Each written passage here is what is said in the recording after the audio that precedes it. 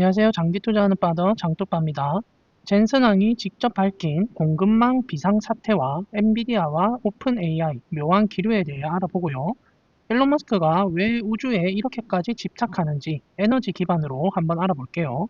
그리고 모델 Y 배터리 혁신과 사이버캡 위성 안테나 특허까지 이 거대한 돈의 흐름 함께 살펴보겠습니다.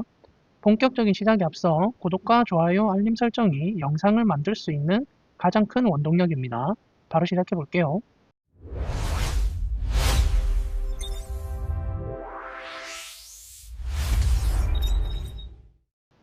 최근 젠슨항이 기자와의 대화에서 아주 중요한 화두를 던졌는데요. 바로 우리는 메모리 슈퍼사이클에 진입하고 있다는 그런 신호인데요.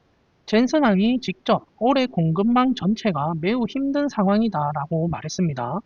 여기서 힘들다는 건 물건이 안 팔려서가 아니라 수요가 너무 엄청나서 그걸 맞춰주기가 힘들다는 뜻이겠죠. 젠슨왕은 우리는 성능을 위해 HBM이 더 필요하고 저전력 효율을 위해서는 LPDDR이 필요하다고 콕 집어 말했습니다.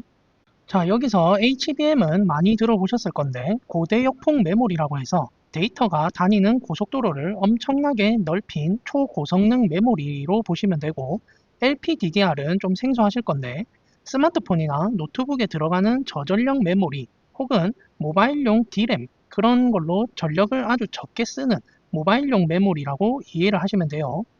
자, 엔비디아의 최신 AI 반도체인 블랙웰 같은 칩들이 제 성능을 내려면 이 HBM이 필수적이고, 또 온 디바이스 AI처럼 효율이 중요한 곳에는 LPDDR이 꼭 필요하다는 겁니다. 놀라운 건 젠슨왕이 공급량을 매년 100%씩, 즉 2배씩 늘리고 있는데도 수요가 그보다 더 빠르게 늘어나고 있다고 밝혔다는 점이에요. 자, 그리고 엔비디아와 오픈 AI 사이에서 아주 묘한 기류가 감지됐는데요. 작년 9월이었죠. 전 세계를 들썩하게 했던 엔비디아가 오픈 AI에게 1000억 달러, 우리 돈 약 140조 원 규모의 초대형 투자를 한다고 했던 게 지금 일시 정지가 됐다라는 건데, 투자한다더니 왜 말이 바뀌냐? 뭐 젠슨왕은 아니라는데 또 기사는 왜 이러냐? 뭐 이렇게 헷갈리시는 분들 많으실 거예요. 일단 팩트부터 체크하면요. 핵심은 작년 9월의 합의는 법적 구속력이 없는 양해 각서, 즉 MOU 단계였어요. 도장을 찍은 게 아니라 잘해보자고 악수만 한 상태라 언제든 조정이 가능한 거였죠. 젠슨왕의 태도가 엇갈려 혼란스러우실 건데, 사석에서는 오픈 AI의 규율 부족을 지적하며 효율성에 의문을 표했고, 공식 석상에선 불화설을 이제 터무니없다고 일축했습니다. 이 두 가지 반응의 진짜 속뜻은 헤어지는 건 아니지만 투자금 계산기는 다시 두드려보자는 그런 거예요. 결국 판이 깨진 게 아니라 판의 크기가 현실적으로 조정되고 있습니다. 140조 원이라는 천문학적 금액에서 수백억 달러 수준으로 축소 논의가 진행 중이고, 엔비디아는 여전히 대체 불가능한 칩 공급자로서 슈퍼 을의 위치에서 협상 주도권을 쥐고 있습니다. 이번 소식은 악재라기보다는 거품을 걷어내는 현실 자각 타임으로 보시면 되겠어요. 자, 그럼 화제를 돌려서 다음은 테슬라 모델 Y의 압도적인 효율성과 곧 출시될 것으로 보이는 신형 배터리 소식인데요. 최근 테슬라 모델 Y에 대한 분석 자료가 나왔는데 핵심은 미친 효율성입니다. 모델 Y 후륜구동 RWD 모델의 경우 100km를 가는데 전기를 13.8kWh밖에 쓰지 않습니다. 이게 얼마나 대단한 거냐면 전기차 중에서 기름을 아주 적게 먹는 연비왕이라는 뜻입니다. 이 비결은 바로 테슬라의 옥토밸브와 히트 펌프 시스템 덕분인데요. 옥토밸브는 문어처럼 8개의 밸브가 유기적으로 움직이면서 배터리와 모터에서 나오는 열을 버리지 않고 필요한 곳으로 보내주는 그런 장치로 보시면 돼요. 덕분에 겨울철에 히터를 틀어도 다른 전기차에 비해 주행거리가 덜 줄어듭니다. 영하 15도 테스트에서 주행거리가 19%밖에 안 줄었다는 결과도 있는데, 물론 이건 최상의 조건일 때 이야기니까 실제로는 조금 더 보수적으로 보시는 게 좋겠지만요. 경쟁사들보다는 확실히 방어력이 좋아요. 그리고 정말 중요한 소식이 또 있는데, 최근 유럽 인증 그 데이터에서 이제 모델 Y 스탠다드 롱레인지의 새로운 배터리 사양이 유출됐는데요. 바로 코드명 8L이라는 배터리 팩이 확인됐어요. 많은 분들이 이게 일론 머스크가 말한 그 4680 배터리가 아니냐고 기대를 하시던데, 아직은 확실히는 모르겠습니다.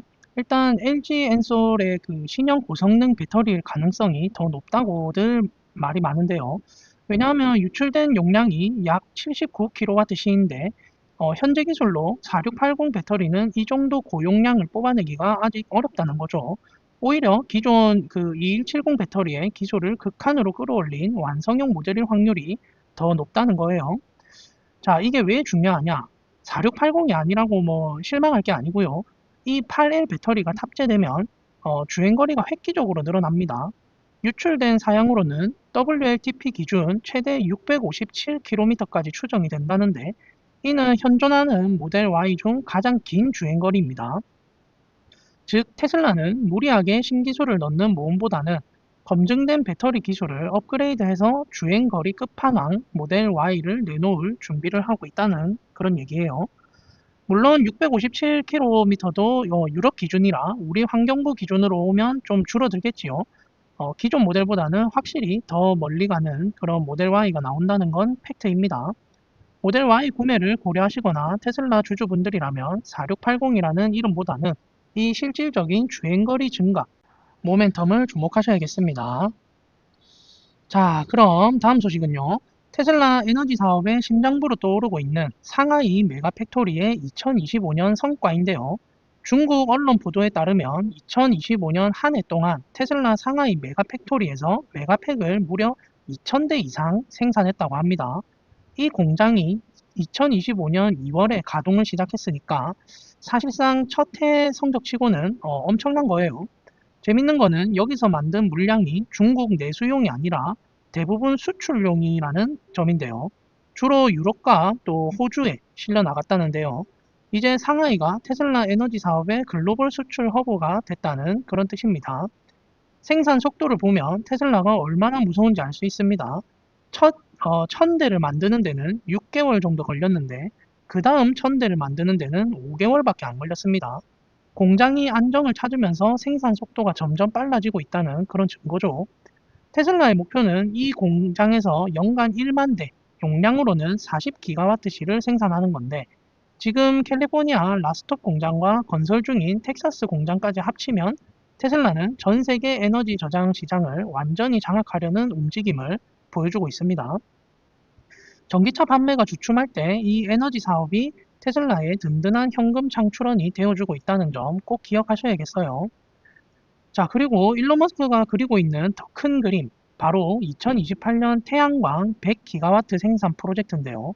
최근 테슬라 채용 공고를 통해 아주 구체적인 내용이 나왔는데, 테슬라가 2028년 말까지 미국 본토의 원자재부터 완제품까지 다 만드는 100기가와트 규모의 태양광 제조 시설을 짓겠다는 겁니다. 100기가와트면 대략 2천만 가구가 쓸 수 있는 그런 어마어마한 전력량이에요. 일론 머스크는 며칠 전 4분기 실적 발표에서도 태양광의 기회가 가소평가되어 있다고 강조를 했었죠. 왜 갑자기 태양광일까요? 당연히 AI 때문이겠죠. AI 데이터 센터를 돌리려면 엄청난 전기가 필요한데, 일론은 이걸 감당할 수 있는 유일한 방법이 현재로서는 태양광과 또 배터리라고 보고 있는 거예요.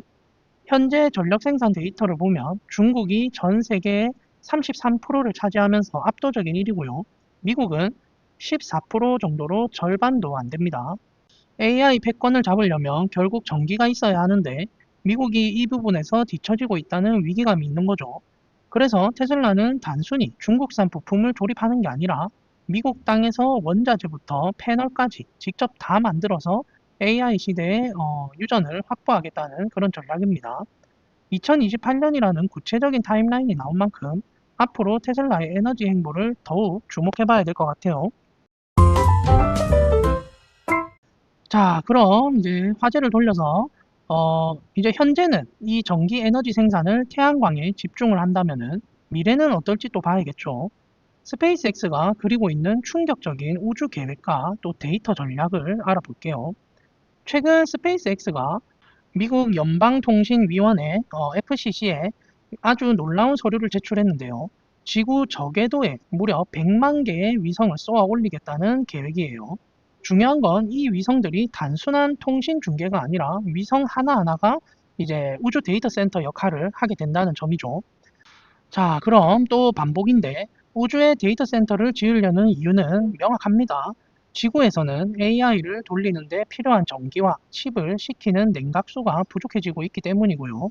반면 우주로 나가면 태양광 발전 효율이 지구보다 9배나 좋아서 24시간 내내 전기를 쓸 수 있고 영하 270도에 가까운 진공 상태라서 돈 한 푼 안 들이고 자연 냉각이 가능하다는 거예요. 일론 머스크는 스타쉽 발사체의 막대한 수송 능력 덕분에 1년에 100만 톤의 위성을 쏘아 올리면 연간 100기가와트급의 AI 연산 용량을 추가할 수 있다고 합니다. 이는 지상의 전력망을 새로 까는 것보다 훨씬 경제적이라는 주장이고요. 인류가 태양 에너지를 온전히 다 쓰는 문명으로 나아가겠다는 큰 그림을 그리고 있는 겁니다. 일론 머스크는 3년 내로 우주가 AI를 배치하기에 가장 저렴한 장소가 될 거라고도 언급을 했었어요. 여기에 더해 스타링크의 서비스 약관도 변경됐는데요. 사용자 데이터 AI 및 머신러닝 훈련에 사용할 수 있다고 명시했습니다. 이건 전 세계 900만 명의 스타링크 사용자 데이터를 일론의 AI 회사인 xAI의 인공지능 그록을 훈련시키는 데 쓰겠다는 뜻이에요. 지구에서 데이터를 모으고 우주에서 처리해서 다시 지구로 보내는 거대한 데이터 순환 구조가 만들어지고 있습니다. 자, 그럼 우주 계획이 여기서 끝일까요? 아니겠죠. 이 우주에서 또 지구, 땅 위에 자동차까지 연결을 시켰습니다. 최근 공개된 테슬라와 스페이스X의 특허 2건을 뜯어보면요. 앞으로 나올 로보택시가 어떤 모습일지 정확히 알 수 있는데요. 핵심은 보이지 않는 안테나와 전파가 통하지 않는 지붕입니다. 먼저 스페이스X의 특허는 기존의 비싼 접시형 안테나를 차량 천장 안에 들어갈 만큼 얇고 싸게 만드는 기술인데요. 1차원 위상 배열이라는 기술을 썼는데 쉽게 말해서 비싼 반도체 칩 개수는 확 줄이고 작은 모터를 달아서 위성을 추적하게 만든 거예요. 차량 천장 내부에 탑재 가능한 초박형 저비용 스타링크 단말기를 구현했다는 건데요. 이렇게 하면 가격은 낮추면서 성능은 유지할 수 있습니다. 그런데 문제는 차 지붕이 보통 금속이라서 전파가 통과를 못한다는 건데요. 이걸 해결한 게 바로 테슬라의 새로운 지붕 특허예요. 겉보기엔 일반 지붕 같지만 실제로는 특수 플라스틱 재질로 만들어서 전파가 유리를 통과하듯이 100% 뚫고 지나가게 만들었어요. 자, 여기서 이런 의문이 드실 겁니다. 요즘 자동차 그 안테나도 작게 잘 나오는데 굳이 왜 돈 들여서 지붕 속에 숨길까? 또 여기에는 테슬라의 무서운 전략 세 가지가 숨어 있는데요. 첫째는 통신비 영원 프로젝트예요. 지금 테슬라는 차량 인터넷 연결을 위해 AT&T 같은 외부 통신사에 매달 엄청난 돈을 내고 있는데요. 하지만 안테나를 매립해서 스타링크와 직접 연결하면 남에게 줄 돈을 이제 자기 식구인 스페이스X에게 주게 되겠죠. 이게 바로 완벽한 수직 계열하고 그룹 내에서 현금이 도는 그런 구조를 만드는 겁니다. 그리고 둘째, 제조 혁신인데요. 테슬라는 이 지붕을 단순한 뚜껑이 아니라 GPS와 각종 센서가 다 들어간 하나의 모듈로 보는데요. 공장에서 이 로봇이 지붕을 통째로 툭 얹으면 조립이 끝나는 그런 방식이죠. 공정은 빨라지고 인건비는 줄어들게 되는 겁니다. 그리고 셋째, 로보택시의 생존 본능입니다. 운전자 없는 로보택시는 24시간 통신이 생명이에요. 외부에 튀어나온 안테나는 파손될 위험도 있고 날씨 영향도 받지만 지붕 속에 숨겨두면 어떤 상황에서도 안전하게 데이터를 주고받을 수 있다는 겁니다. 이 두 기술의 결합은 로보택시가 외부 안테나 없이도 통신비 걱정 없이 24시간 초고속 통신망에 접속할 수 있게 만드는 완벽한 수직 통합의 결과물이라고 보시면 되겠습니다. 결국 테슬라는 우주에 데이터 센터를 띄우고 지상에는 로보택시라는 움직이는 기지국을 깔아서 누구도 따라올 수 없는 자기들만의 생태계를 완성해 나가고 있다고 보시면 되겠고요. 투자자분들은 이 기술적인 혜자를 꼭 기억하셔야 됩니다. 자, 제가 준비한 소식은 여기까지고요. 오늘 소식에 대해 구독자님들은 어떤 생각이 드셨는지 자유롭게 댓글로 남겨주시면 함께 이야기 나눠보겠습니다. 이상으로 저는 장기투자하는 파더 장투빠였습니다. 감사합니다.